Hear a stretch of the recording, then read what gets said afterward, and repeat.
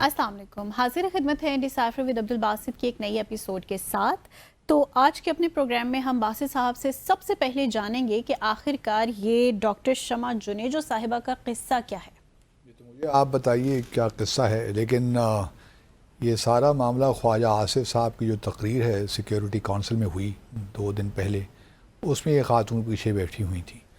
ख्वाजा आसिफ ने कहा मैं तो इस पहचानने से साफ इनकार तो कर वो दिया। मुझे बल्कि शेर भी याद आ गया इसी से, फैज़ अहमद फैज़ का। जी जी। और जो मतला है उस गज़ल का, ये गज़ल बड़ी खूबसूरत तरीके से गाई है नैयर नूर ने। तो उसका मतलब कुछ यूँ है कि हम के ठहरे अजनबी इतनी मदारातों के बाद, हाँ जी। फिर बनेंगे आशना कितनी मुलाकातों के बाद। तो अब ख्वाजा अहमद आसिफ साहब ने न जाने क्यों उनको पहचानने से भी इनकार कर दिया मलबा सारा फॉरेन और ऑफिस पे डाल दिया। तमगा इम्तियाज़ ही लिया खातून ने हाँ जी। पिछले दिनों। और ब्रिटिश पाकिस्तानी हैं, अगर जानते हैं तो कह दीजिए इसमें क्या मसला है। अगर वो ऑफिशियल डेलीगेशन में भी शामिल हैं तो क्या प्रॉब्लम है उसमें। प्राइम मिनिस्टर की सवाबदीद है, वो जिसे चाहें शामिल करें, हाँ जी। इसमें कोई हर्ज तो नहीं है। माजी में भी बहुत से लोग और अगर वो स्पीच राइटर भी हैं प्राइम मिनिस्टर की तो कतन कोई हर्ज नहीं है।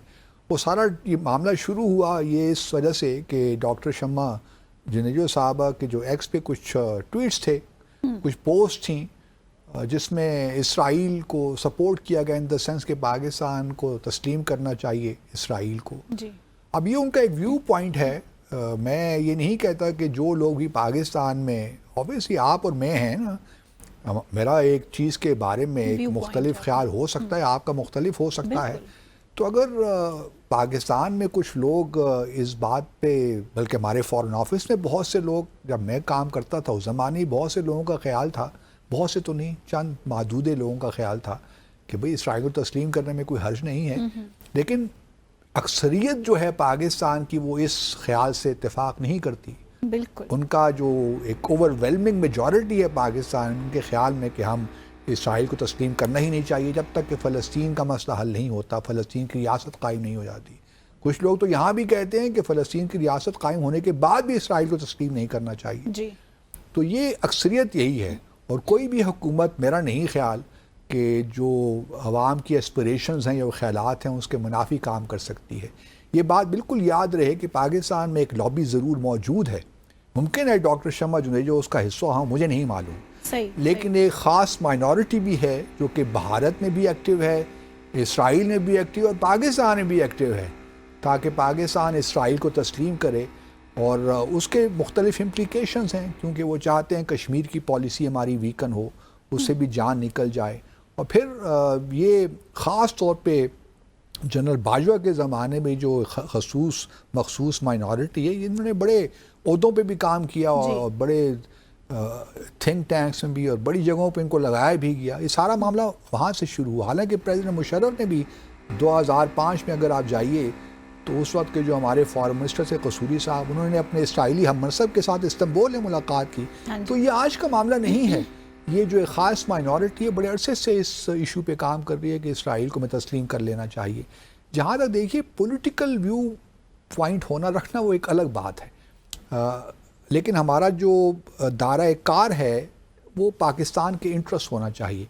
अब पाकिस्तान के इंटरेस्ट के बारे में भी आप समझ सकती हैं, आपकी एक राय हो सकती है, मेरी राय मुख्तलिफ हो सकती है, उसमें कतन कोई हर्ज नहीं है। मैं बार बार ये कहता हूँ कि दो शख्स, दो पाकिस्तानी बड़े कमिटेड पैट्रियाटिक, दो मुख्तलिफ आरा रख सकते हैं। एक कह सकता है कि जी पाकिस्तान को इसराइल तस्लीम कर लेना चाहिए, एक कह सकता है कि नहीं करना चाहिए, उसकी ये इम्प्लिकेशंस हैं।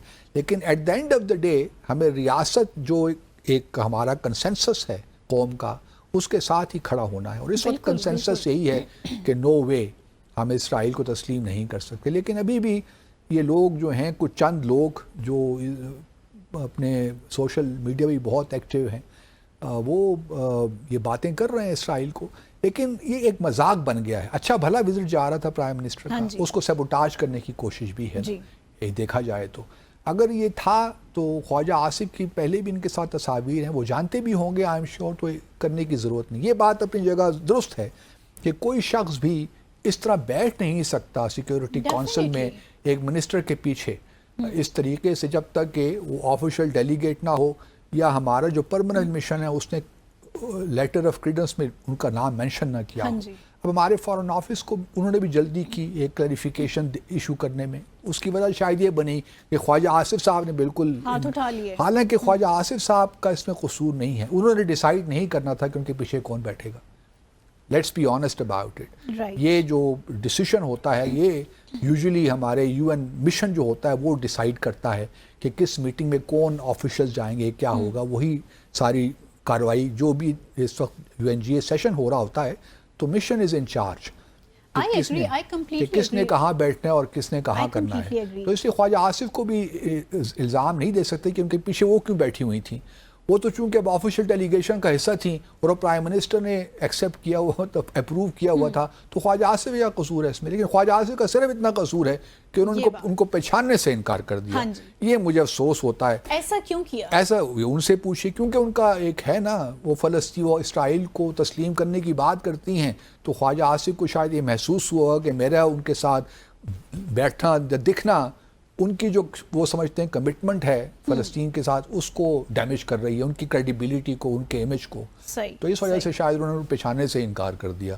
تو جو فیض احمد فیض کا شعر ہے وہی بے صادق آتا ہے. تو چلیے مطلب یہ تو بات ہو گئی, لیکن یہ پرائم منسٹر کو ان چیزوں کو نوٹس دینا چاہیے. اگر آپ نے ان کو ایڈوائزر بنا بھی دیا, ایڈوائزری ٹیم میں شامل ہی کر دیا, آپ نے اسپیچ رائٹر ہی بنا دیا, تو پھر ان چیزوں کو چھپانے کی ضرورت نہیں ہے. ان کا ایک ویو پوائنٹ ہے, ٹھیک ہے, ہم ان کو کاؤنٹر کر سکتے ہیں, کوئی مشکل کام نہیں ہے, لیکن جو حقیقت ہے اس کو چھپانے کی ضرورت نہیں ہے. اس سے اور کنفیوژن بڑھ گئی اننیسیسریلی, اور سارا فوکس رادر دین کہ جو شہباز شریف صاحب وہاں کر رہے ہیں اس پہ ہو, فوکس اس پہ آ گیا اننیسیسریلی. تو یہ ایک بلا وجہ کی جو ہے کنٹروورسی پیدا ہوگی. تھوڑا سا بات نہ کر لیں پرائم منسٹر کی تقریر کا. پرائم منسٹر کی تقریر 25 منٹ کی تقریر, اوور آل تمام ایشوز انہوں نے شامل ہی کیے, چاہے وہ مطلب بنیان و مرصوص ہو.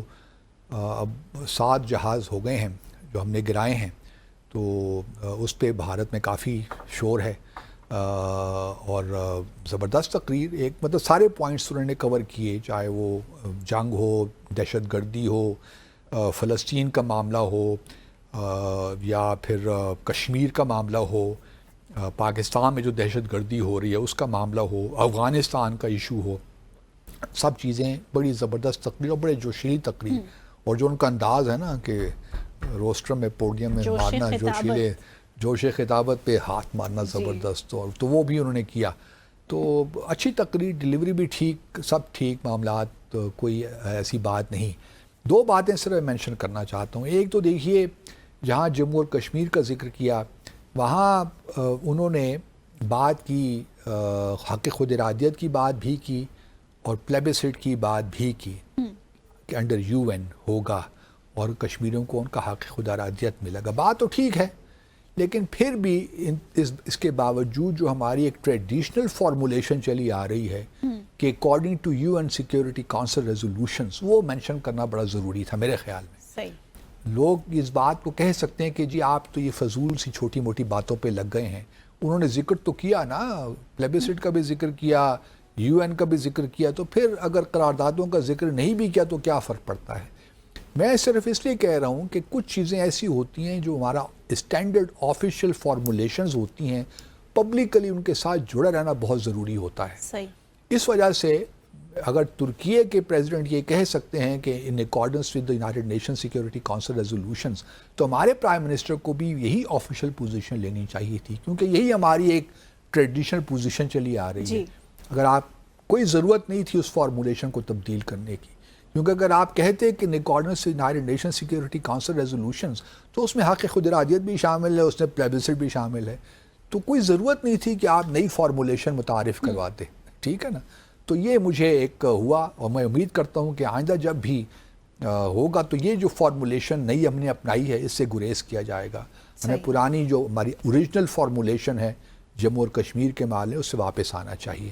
یہ مجھے نہیں معلوم کہ اب آئیڈیا کس کا ہے. ڈاکٹر شمع جنیجو تو کلیم کرتی ہیں نا کہ وہ اب اسپیچ لکھتی ہیں اور وہی اس پہ کام کر رہی تھیں. اگر یہ ان کی اختراع ہے تو مجھے پھر افسوس ہے کہ یہ ہمارے جو اور سینئر ڈپلومیٹس تھے یا لوگ تھے, کیونکہ اس میں تو ہمارے فارن منسٹر بھی گئے ہوئے ہیں, ہمارے جو اسپیشل اسسٹنٹ ہیں وہ بھی وہاں پہ موجود تھے, تو یہ اس قسم کی نئی فارمولیشن کو متعارف کرانے میں کوئی سینس نہیں بنتا میرے خیال میں، کیونکہ یہ سینسٹیو ایشو ہے، تو اس میں جو ایک اوریجنل ہماری پوزیشن ہے اس کے ساتھ ہی رہنا چاہیے۔ دوسرا جو میں سمجھتا ہوں کہ ہم بار بار یہ غلطی کہوں یا کیا کہوں، غلطی بھی نہیں کہتا، لیکن افغانستان کے بارے میں دیکھیے کوئی حرج نہیں، ہم نے اگر مینشن کرتے ہیں ہم بار بار کہ جی افغانستان شوڈ میک شور کہ اس کی جو سرزمین ہے وہ دہشت گردی کے لیے استعمال نہ ہو، اس میں قطعاً کوئی حرج نہیں ہے، یہ ہمارا ایک جنمن مطالبہ ہے افغانستان کی حکومت سے۔